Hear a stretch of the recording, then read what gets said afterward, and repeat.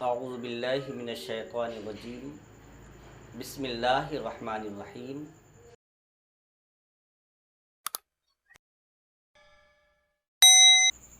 حضرت آدم علی نبینا علیہ الصلاۃ والسلام کی اولاد بڑھتی رہی اور دنیا کی آبادی بھی بڑھتی رہی، اور پھر ان لوگوں کے اندر حضرت آدم کی تبلیغ سے خدا ترسی، عبادت کا جذبہ،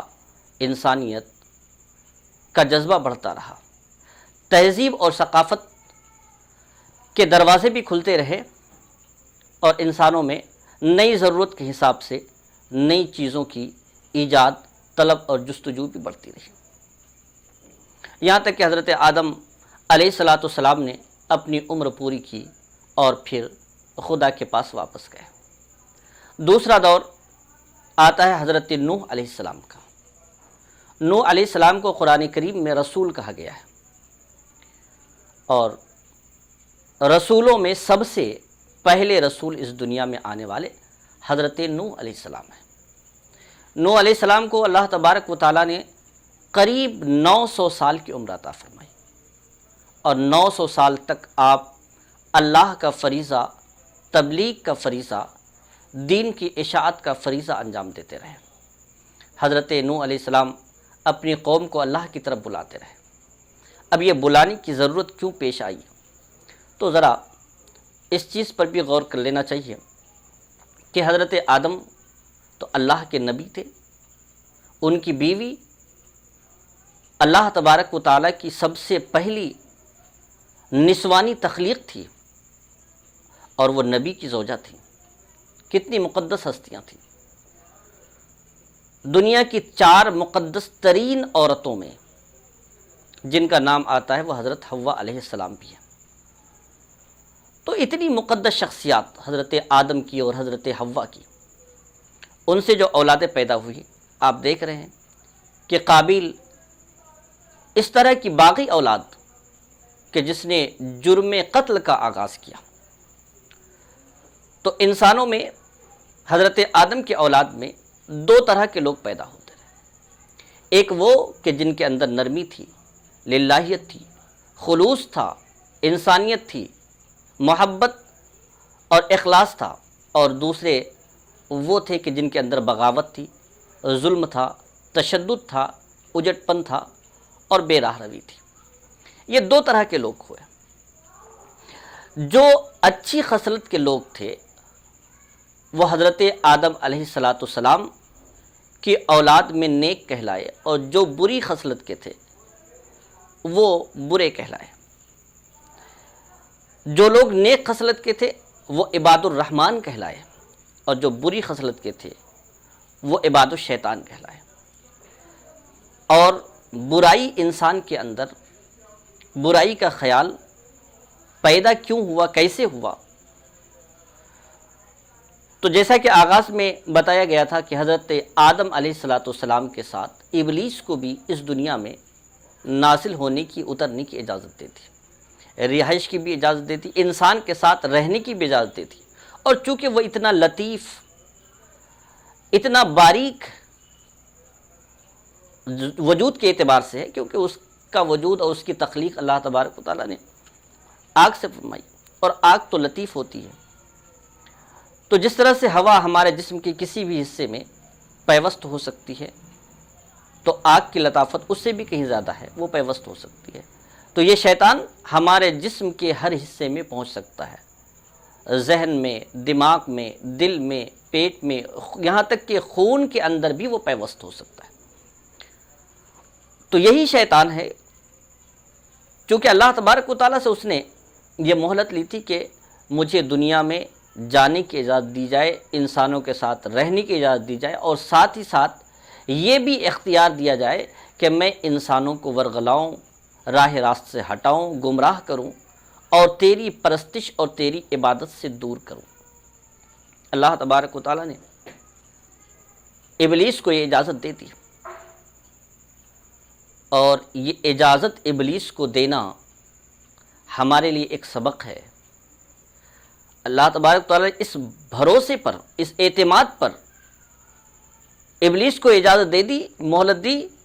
کہ تم انسانوں کو بہکاؤ گے، تم انسانوں کو گمراہ کرو گے، تم انسانوں کو وسوسے ڈالو گے، لیکن تمہارے وسوسے میں،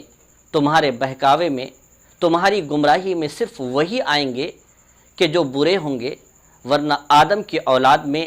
ایسے ایسے بھی ہوں گے کہ وہ تمہارے وجود سے نفرت کریں گے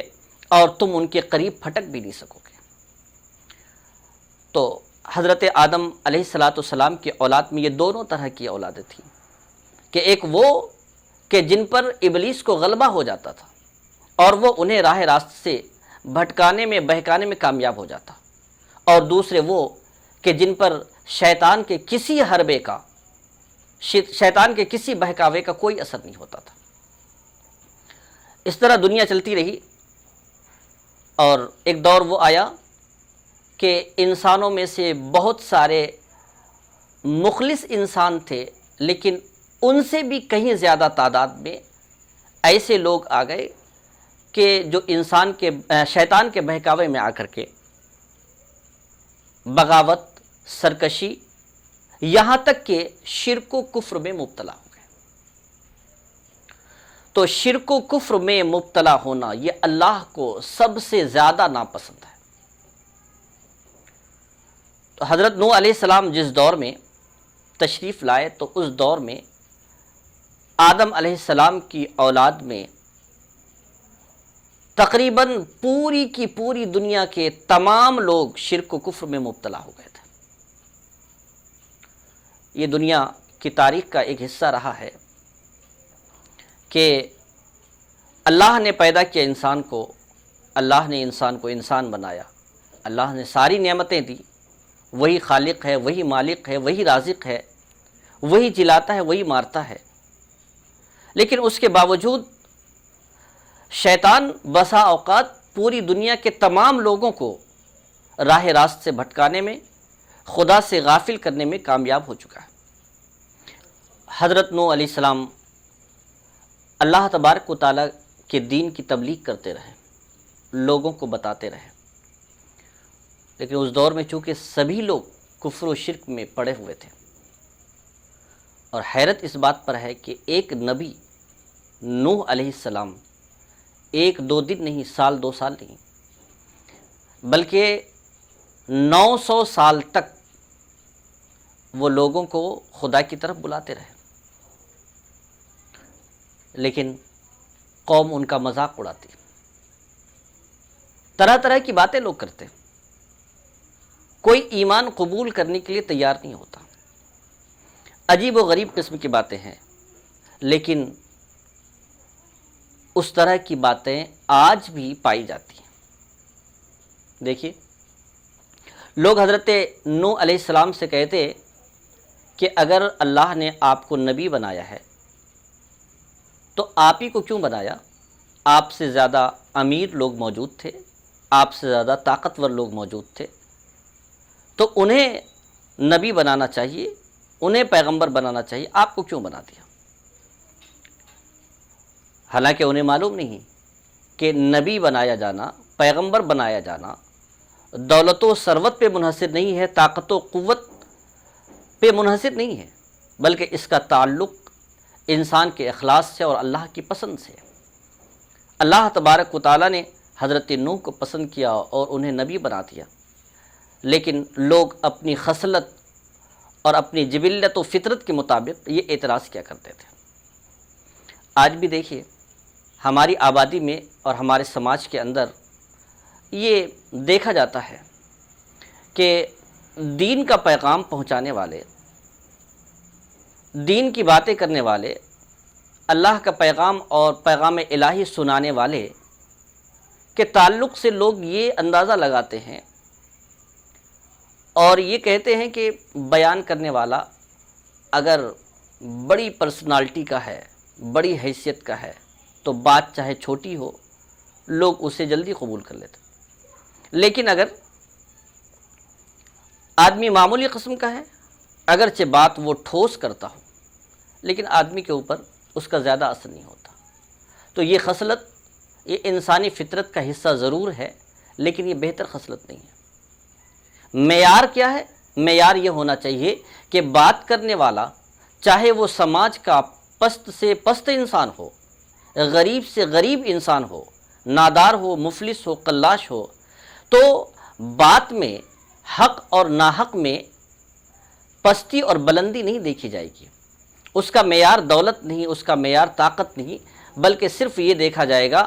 کہ بات کرنے والا جو بات کر رہا ہے وہ حق ہے، بہتر ہے، فائدے مند ہے کہ نہیں۔ تو اسلام نے یہاں پر یہی معیار دیا۔ نبیوں کا انتخاب جب بھی اللہ تبارک و تعالیٰ نے کیا، کسی کو بھی نبی بنایا تو کسی بادشاہ کو نبی نہیں بنایا، کسی وزیر کو نبی نہیں بنایا، کسی پہلوان کو نبی نہیں بنایا، بلکہ جب بھی اللہ تبارک و تعالیٰ نے نبی بنایا، جس کو بھی نبی بنایا، تو ان کا جو بیک گراؤنڈ ہمیں ملتا ہے، ان کی جو لائف کی ہسٹری ملتی ہے، تو اس میں یہی دیکھا جاتا ہے اور یہی معلوم ہوتا ہے کہ ان کے اندر محبت تھی، خلوص تھا، درد مندی تھی، انسانیت تھی، حق گوئی تھی، راست بازی تھی، سچائی تھی۔ تو یہ معیار اللہ تبارک و تعالیٰ نے وہیں سے دیا کہ نبی ہونے کے لیے دولت مند ہونا ضروری نہیں، نبی ہونے کے لیے مخلص اور حق گو ہونا ضروری ہے۔